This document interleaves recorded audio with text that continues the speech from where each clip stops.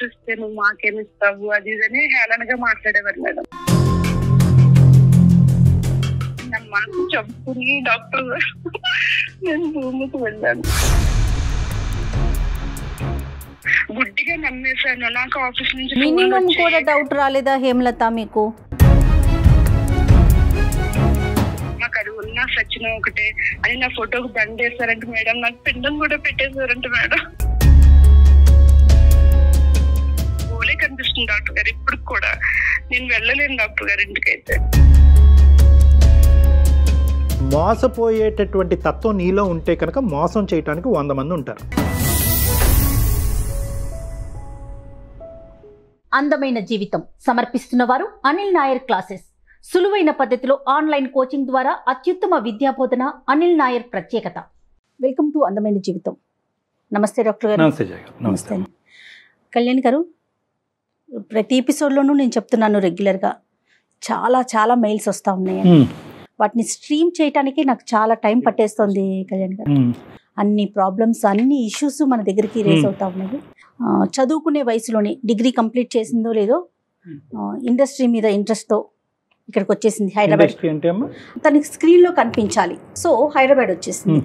ఇక్కడ తను ఎలాంటి ప్రాబ్లమ్స్ని ఫేస్ చేసింది, తన పరిస్థితి ఏంటి, ఇప్పుడు ఎటు వెళ్ళాలో తేల్చుకొని స్థితిలో ఉంది ఆ అమ్మాయి. సో తను మనకి మెయిల్ చేసింది. అలానే నెంబర్ కూడా పెట్టిందండి. ఒకసారి వెంటనే కాల్ చేసేస్తాను. చాలా ఈ డైలమా సిచ్యువేషన్స్ అనేవి చాలా కామన్ అమ్మా. Where there is a lot of competition. ఎక్కడైతే కాంపిటీషన్ ఉంటుందో అక్కడ కాన్ఫ్లిక్ట్ కూడా ఉంటుంది. అందులో రంగుల ప్రపంచం కదా కళ్యాణ్ గారు. వెరీ అట్రాక్టివ్, చాలా యూత్ ని మరీ ముఖ్యంగా ఇన్ఫ్లుయెన్సింగ్. హలో హేమలత అండి. నేను జయానండి, అందమైన జీవితం ప్రోగ్రామ్ నుంచి కాల్ చేస్తున్నాను. నమస్తే మేడం. నమస్తే అండి, మీతో మాట్లాడొచ్చా? రైట్, మీ మెయిల్ అంతా నేను చూసానండి. డాక్టర్ గారికి బ్రీఫ్గా చెప్పాను. నాతో పాటు డాక్టర్ కళ్యాణ్ చక్రవర్తి గారు కూడా ఉన్నారు. బ్రీఫ్గా కొంచెం మీ ఇష్యూ ఏంటి, మీరు ఏం కోరుకుంటున్నారు అందమైన జీవితం నుంచి? హేమలత నమస్తే అమ్మా, నేను డాక్టర్ కళ్యాణ్ చక్రవర్తి. నమస్తే డాక్టర్. నమస్తే అమ్మా. నమస్తే అమ్మా, చెప్పండి అమ్మా సమస్య ఏంటి? ఫస్ట్ మీ వయసు ఎంత, మీరు ఏ ఊరు, ప్రస్తుతం ఎక్కడున్నారు? సార్ ఇప్పుడు నాకు 26 ఇయర్స్ అండి. మాది నేటివ్ ప్లేస్ వచ్చి రాజమండ్రి. ప్రస్తుతానికి హైదరాబాద్ లోనే ఉంటున్నా. ఇక్కడే ఉన్నారు. మ్యారేజ్ అయిందమ్మా? మ్యారేజ్ కాలేదండి. క్వాలిఫికేషన్ అమ్మా, చదువుకున్నారా? డిగ్రీ డిస్కంటిన్యూ అండి. ఓకే, చెప్పండి అమ్మా. అయితే డాక్టర్ గారు ఇప్పుడు నాకు ఎటు అర్థం కాని పరిస్థితి డాక్టర్ గారు. నాకు చావు ఒకటే కనిపిస్తుంది కళ్ళ ముందు. నేను సర్వం కోల్పోయాను.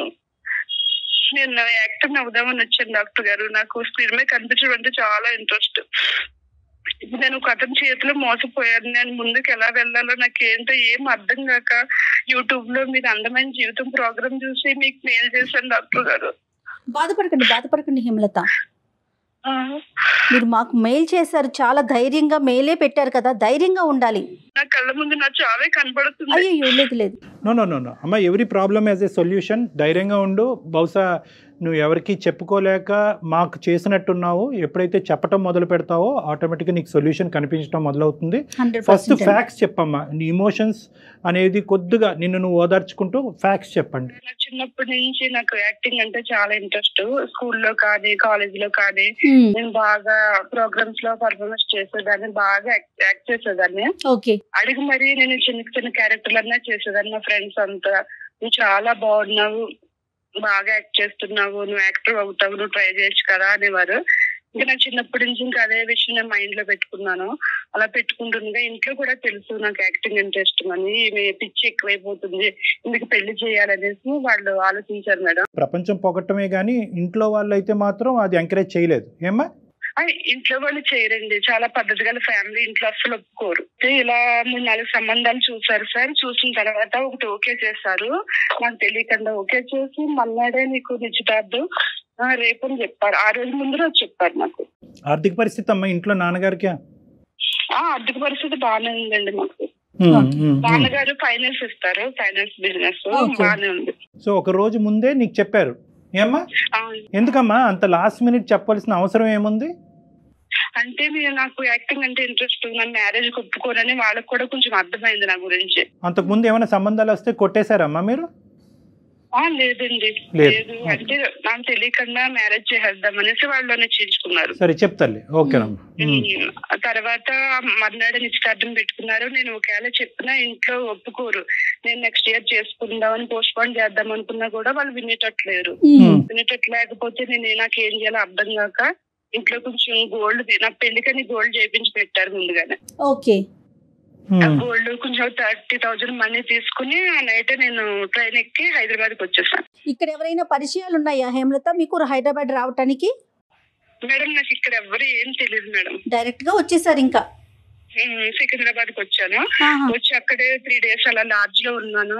ఇది కరెక్ట్ కాదు, ఇలా లాడ్జ్ లో ఉండకూడదు అనేసి అలాగ కొంచెం అటు ఇటు కొంచెం చూసుకుని ఒక రూమ్ తీసుకున్నాను మేడం. రూమ్ తీసుకుని ఫ్యామిలీ ఉన్న పక్కనే ఉండేదాన్ని. ఉంటే ఆంటీ వాళ్ళు ఏంటమ్మా ఒకదాని ఉన్నావు, ఎలా వచ్చావు, దేని గురించి, స్టడీ గురించి ఏంటని అన్ని అడిగారు.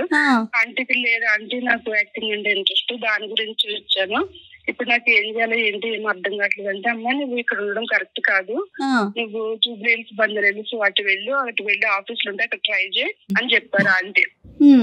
పెళ్లి అనేటటువంటి అంశం లేకపోయినా నా గోల్ నన్ను రీచ్ అవడానికి మా తల్లిదండ్రులకి ఇష్టం లేదు కాబట్టి ఈ గోల్ ఫుల్ఫిల్ చేసుకోవడానికి, నా గమ్యం నేను చేరడానికి ఎప్పటికైనా నువ్వు బయటకు వచ్చి ఉండేదాన్ని. ఎప్పటికైనా నేను బయటకు వచ్చేదాన్ని, లేట్ గానే వచ్చేదాన్ని డాక్టర్ గారు. ఈ పెళ్లి అనేటటువంటి అంశం మాత్రం, పెళ్లి చూపులు అనే అంశం మాత్రం అగ్గికి ఆర్జం పోసినట్టు నువ్వు ఇమీడియట్ గా డెసిషన్ తీసుకునేటటువంటి విధంగా అది మార్చింది. Right, got it. Okay, aunty నీకు సముదాయించి ఇక్కడ కాదమ్మా నువ్వు జూబ్లీ బంజారా హిల్స్ లో వెళ్ళి ఉండు, అక్కడ నీకు ఆపర్చునిటీస్ ఉంటాయి, ఫిలిం నగర్ రండి అనండి. ఏమైందమ్మా తర్వాత? డాక్టర్ గారు నేను కృష్ణానగర్ లో నేను ఇల్లు తీసుకుని ఉన్నాను. అలా కొన్ని రోజులు ఉన్న తర్వాత నాకు ఒక డైరెక్టర్ పరిచయం అయ్యాడు డాక్టర్ గారు.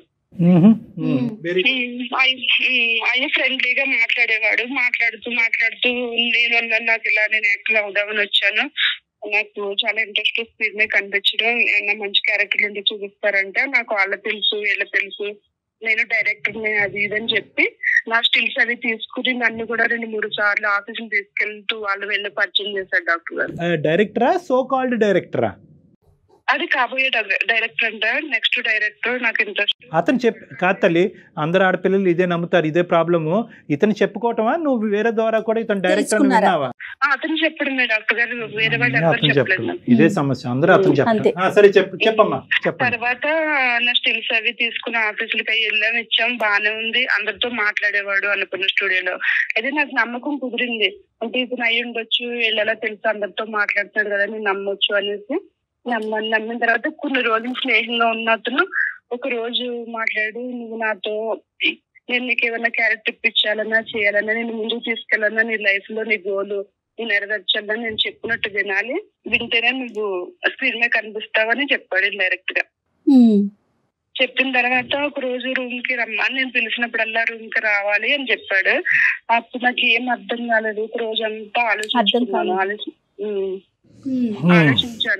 ఆలోచించి ఏంటి నాకు ఇక్కడ ఏం తెలియదు, నేను ముందుకు వెళ్ళాలంటే తప్పదు, ఇంకా నేను వెళ్లాల్సింది అని నా మనసు చంపుకుని డాక్టర్ నేను రూమ్కి వెళ్ళాను.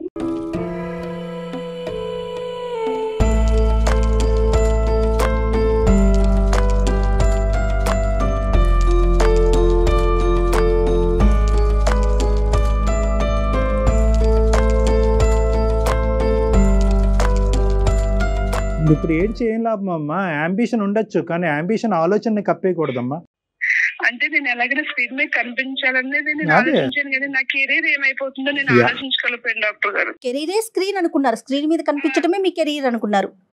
నా కెరీర్ అదే అనుకున్నాను డాక్టర్ గారు. అది నన్ను కోల్పోయి నేను అలా అతను పిలిచినప్పుడల్లా వెళ్తూ ఉండేదాన్ని. అలా 1 year గడిచింది డాక్టర్ గారు.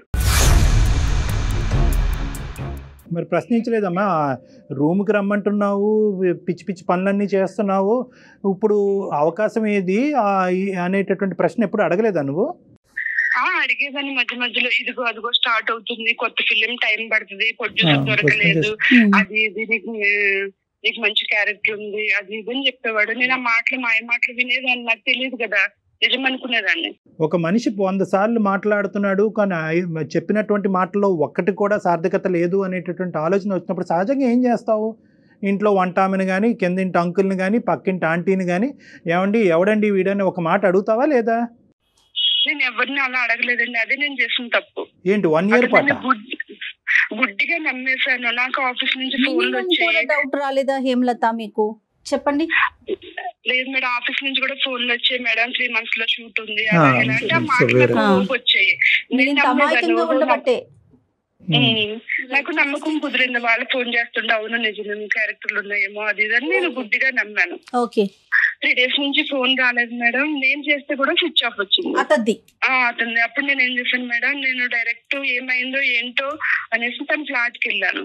ఫ్లాట్ కి వెళ్తే లాక్ వేసి ఉంది. లాక్ వేసి ఉంటే ఏం చేయాలో అర్థం కాక వాచ్మెన్ అడిగాను, ఏమైంది అంకుల్ ఇక్కడ లేరా అంటే, లేదమ్మా 4 days అయింది ఖాళీ చేసి నీకు చెప్పలేదా అంటే చెప్పలేదు అనేసి అన్నాను. అన్న తర్వాత డైరెక్టర్ గారు కదంటే, లేదమ్మా అతను డైరెక్టర్ కాదు, మా పిల్ల ఏదో చిన్న వర్క్ చేస్తాడు, డైరెక్టర్ నీకు చెప్పాడా, కనీసం నన్ను కూడా ఒకసారి అడగలేదు నువ్వు అనేసి అతను అన్నాడు.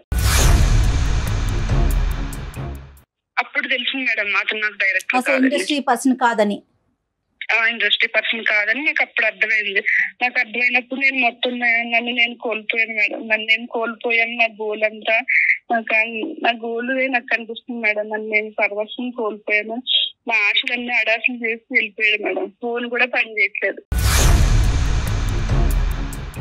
నువ్వు ఆర్థికంగా ఎలాగ అక్కడ ఈ 1 year పాటు ఉన్నావు? ఈ ఫ్లాట్ అన్నావు, రెంట్ అన్నావు, ఇవన్నీ ఎవరు కట్టేవారు? నీ తిండికి ఎవరు కాంట్రిబ్యూట్ చేసేవారు? ఇది ఓన్లీ శారీరక పరమైనటువంటి వాడికి ఒక్కటేనా, ఆర్థిక పరంగా కూడా నిన్ను మోసం చేశాడు? నాకు అతను ఏం చూడలేదు. నేను గోల్డ్ తెచ్చుకున్నాను 10 tulas. ఆ గోల్డ్ నేను ముత్తూట్ ఫైనాన్స్ లో పెట్టుకుని తర్వాత నేను 30,000 తెచ్చుకున్నాను కదా, అలాగే జాగ్రత్తగా ఖర్చు పెట్టుకుంటూ మెయింటైన్ అయ్యాను. అదేనమ్మా, ఈ మహానుభావుడు ఏమన్నా అందులో పీల్చాడా? నాకు ఏమి ఇచ్చేవాడు కదండి, నాకు ఏమి ఇవ్వలేదు. నేను కూడా ఎక్స్పెక్ట్ చేయలేదు. అసలు ఇంకా ఇచ్చేది ఎక్కడ, ఇవ్వటం కాదు మీ దగ్గర తీసుకున్నాడా అనేది మా ప్రశ్న. నేనే ఖర్చు పెట్టేదాన్ని. వెళ్ళినప్పుడు గట్రా నేనే ఖర్చు పెట్టేదాన్ని. అప్పటి నుంచి నేను ₹1 కూడా నేను ఆశించలేదు, తీసుకోలేదు. తర్వాత నేను మేడం ఇంకెటు దారి లేదు, నా డబ్బులు అయిపోయింది, నా గోల్డ్ కూడా లేదు. అప్పుడు నేను పార్ట్ టైం జాబ్ చూసుకున్నా మేడం, 5 hours పార్లర్ లో. అది 15,000 అలా ఇచ్చేవారు. జాబ్ చేసుకుంటూ కూడా మేడం నేను నా గోలే కనిపించింది. సర్లే మోసపోయి నేను ఇంకా ముందుకు వెళ్ళాలి, నా గోల్ నేను ఎందుకు వచ్చాను నేను అది చూసుకోవాలనేసి నేను పార్ట్ టైం జాబ్ చేసుకుంటూనే నేను ఆఫీసుల చుట్టూరు తిరుగుతూ నా స్టిల్స్ అవి ఇచ్చుకుంటా, ఫోన్ నెంబర్లు ఇచ్చుకుంటూ వెళ్ళేదాన్ని మేడం. అక్కడ కూడా వాళ్ళు నన్ను అదోలాగా చూడడం, నువ్వు నన్ను క్యారెక్టర్ ఇస్తే నువ్వు మాకేమి ఇస్తావు అది ఇదని హేళనగా మాట్లాడేవారు మేడం. ఇలాగే జరుగుతుంది. పేరెంట్స్ తో కాంటాక్ట్ ఏంటన్నా? ఏమయ్యారు పేరెంట్స్? ఏమయ్యారు పేరెంట్స్ తో నేను కాంటాక్ట్ కాలేదండి. కాకపోతే నా క్లాస్మేట్ అమ్మాయి ఉంది, నేను అప్పుడప్పుడు కాల్ చేస్తాను. ఆ మమ్మీ డాడీ గురించి చెప్తుంది కానీ నా గురించి వాళ్ళకి చెప్పదు. నా ఫ్రెండ్ వాళ్ళ వైపు నుంచి కాల్ రావటం కానీ వాళ్ళు ఏమన్నా మీతో మాట్లాడే ప్రయత్నం కానీ ఎప్పుడు జరగలేదా ఈ 1 year లో? లేదు మేడం, నేను వచ్చేటప్పుడే నేను సిమ్ తీసేసాను, వేరే కొత్త సిమ్.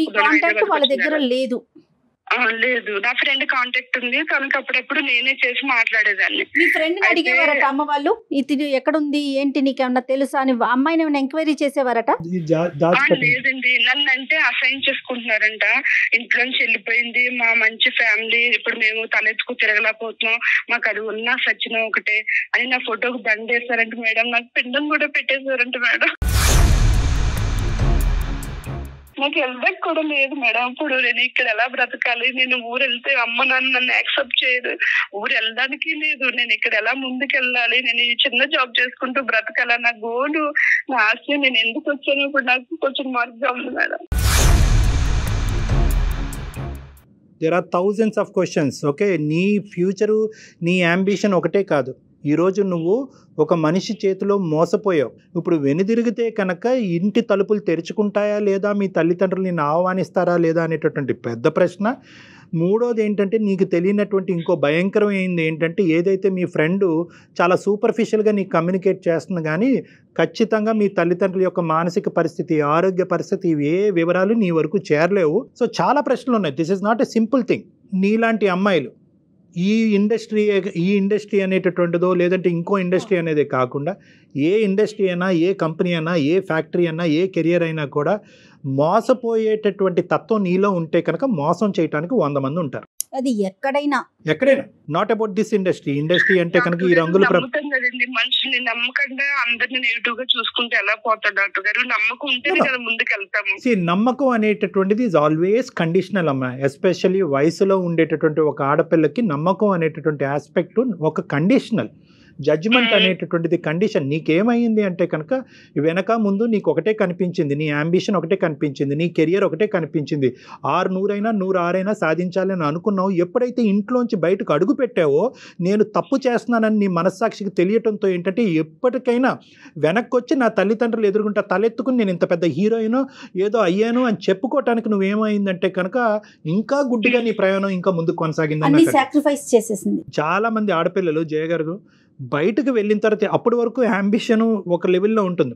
ఎప్పుడైతే కనుక తల్లిదండ్రులకి కుటుంబానికి వ్యతిరేకంగా బయటకు అడుగు పెడతారో ఆ స్పీడ్ ఇంకా స్పీడ్గా పెంచుతారు. ఆ స్పీడ్లో కాస్త ఆలోచన అన్నది నాశనం అయిపోతుంది. వాళ్ళు ఇబ్బందులు పడినా కూడా స్పీడ్ పెంచుతారంటారా? ఇప్పుడు ఈ అమ్మాయి ఆ అంకుల్ని ఎప్పుడు మాట్లాడింది కరెక్ట్ కాదు అని ఒక్క మనిషి చెప్పాడు తన జీవితంలో. అంతే. 10 మంది చెప్పినా కూడా నమ్మకుండా కదా. ఒక్క మనిషి ఎప్పుడు చెప్పాడంటే కనుక ఫోన్ కాల్ ఎత్తకపోయేటప్పటికి చెప్పాడు. అతను అడిగింది అంటే అప్పటి వరకు వేరే వ్యక్తిని ఈ వ్యక్తి గురించి తెలుసుకోవాలని ఎందుకు అనుకోలేదంటే అతను మాటకారే అయి ఉండొచ్చు, మోసగాడు అయి ఉండొచ్చు, ఇదంతా వేరే విషయం. కానీ బహుశా ఈ మనిషి గురించి నేను ఎంక్వైరీ చేసినట్టుగా ఈ మనిషికి తెలిస్తే కనుక రేపొద్దున వచ్చిన అవకాశం పోతుందేమో, ఆ సపోర్ట్ కూడా ఉండదేమో. సపోర్ట్. సో ఇప్పుడున్న పరిస్థితిలో హేమ ఇప్పుడు 2 things. ఒకటి ఎందుకు ఇలా జరిగింది అనేటటువంటి అంశం గురించి మనం డిస్కస్ చేసుకోవటం. 2 నీ మనసులో ఇప్పటికీ కూడా ఏంటి నీ అంబిషన్, నీ గోల్. ఇంత దెబ్బతిన్న తర్వాత ఈ దెబ్బని మళ్ళీ దాన్ని మళ్ళీ హీల్ చేసుకుని ముందుకెళ్ళటమా, లేదంటే తగిలిన దెబ్బ చాలు అని చెప్పి వెనుదిరిగి అమ్మాల దగ్గరికి వెళ్ళటమా? నీ థాట్ ప్రాసెస్ ఏంటమ్మా? డాక్టర్ గారు నేను ముందుకే వెళ్దాం అనుకుంటున్నాను. నేను ఇంటికి ఏ మొహం పెట్టుకుని వెళ్ళను డాక్టర్ గారు. నేను కోల్పోయాను, నేను నాశనం అయిపోయాను.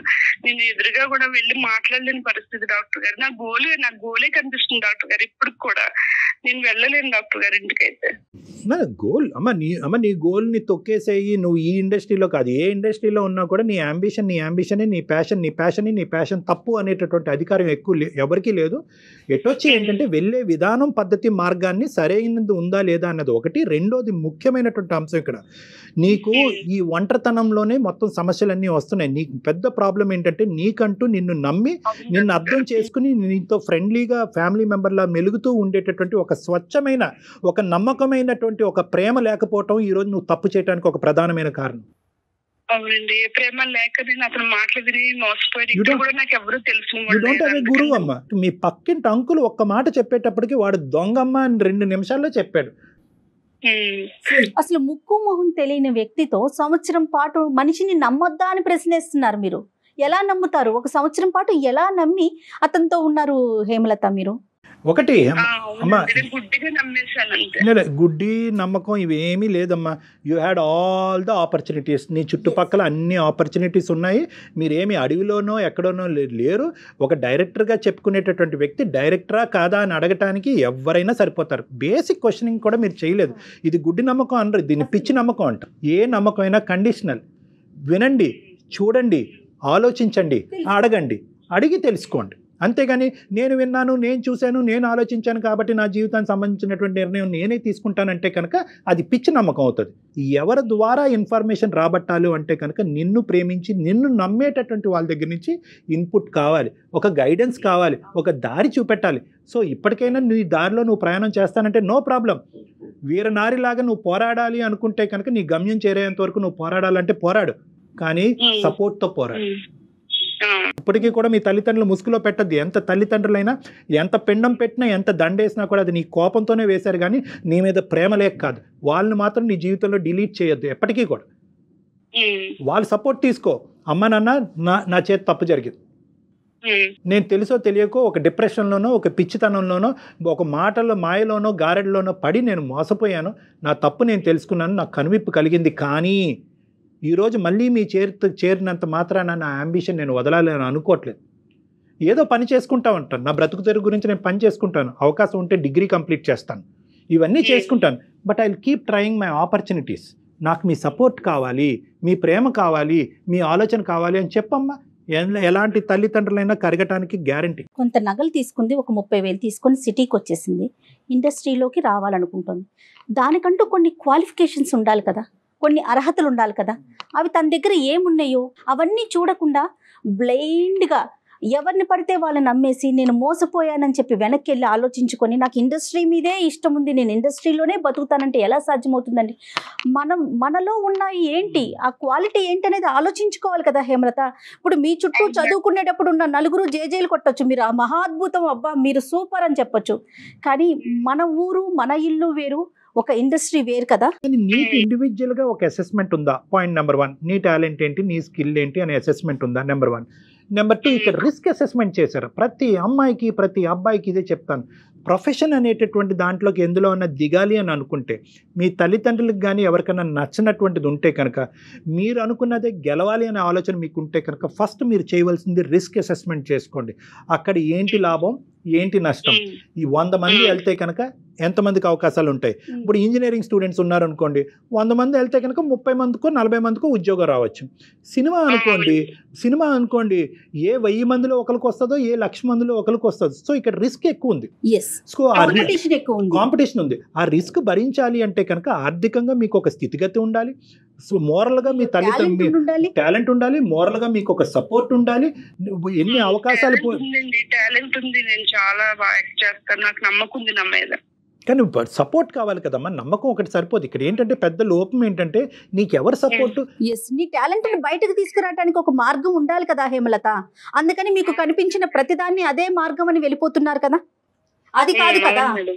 అంటే ఇక్కడ నిన్ను నిరాశపరిచేటటువంటి విధంగా మేము మాట్లాడట్లేదమ్మా, నిన్ను ప్రోత్సహిస్తున్నాను. బహుశా ఇంకొకళ్ళు అయితే కనుక ఏమంటారంటే, పడిని కష్టాలు పడ్డావమ్మా, ఎందుకు ఈ గోల, వెళ్ళి చిన్నపాటి ఉద్యోగం చేసుకొని. కానీ నువ్వేంటంటే ఇంత దెబ్బ తగిలిన తర్వాత కూడా నా నమ్మకం దీని మీదే ఉంది, నా ప్యాషన్ ఇదే ఫుల్ఫిల్ చేసుకోవాలని గట్టిగా అంటున్నావు. కాబట్టి నేనేమంటున్నానంటే you can carry forward, no problem.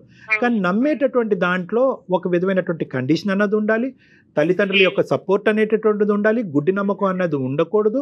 నీకంటూ నిలదొక్కుని ఒక ప్యారలల్గా ఒక ప్రొఫెషన్ చేసుకుంటూ, వీలుంటే డిగ్రీ కంప్లీట్ చేస్తూ, సినిమాకి సంబంధించిన ఏదైనా కోర్స్ కంప్లీట్ చేసి, ఒక సరైనటువంటి వ్యక్తి ఎవరైనా నీకు దారి చూపెడితే ఆ దారిలో నడుచుకుని ముందుకెళ్ళటం అన్నది బెటర్.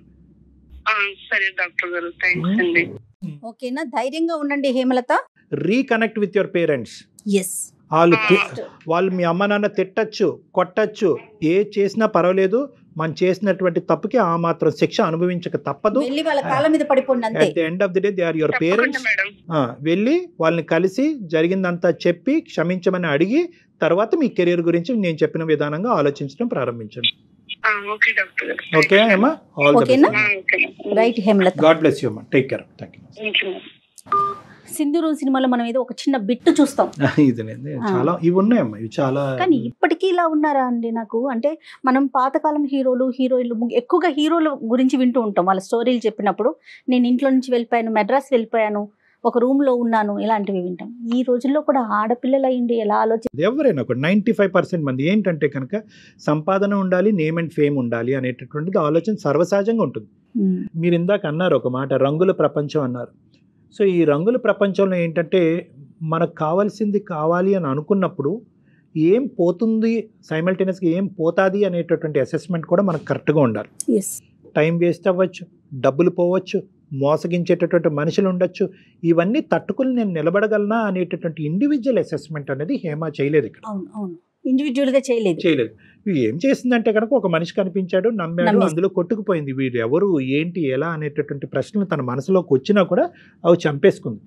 సో ఈ ఇండస్ట్రీయే కాదు జయ గారు, ఏ ఇండస్ట్రీలో అయినా కూడా మనకి ఇండివిజువల్గా ఆ రిస్క్స్ అనేటటువంటిది మనం భరించగలమా, తట్టుకునే కెపాసిటీ మనకు ఉందా లేదా అన్నది చూసిన తర్వాత నా అనేటటువంటి వాళ్ళతో తోడుగా ప్రయాణం చేయాలి, కానీ ఒంటరిగా ఇలా ప్రయాణం చేయాలి. 100% ట్రూ డాక్టర్ గారు, 100% అండి.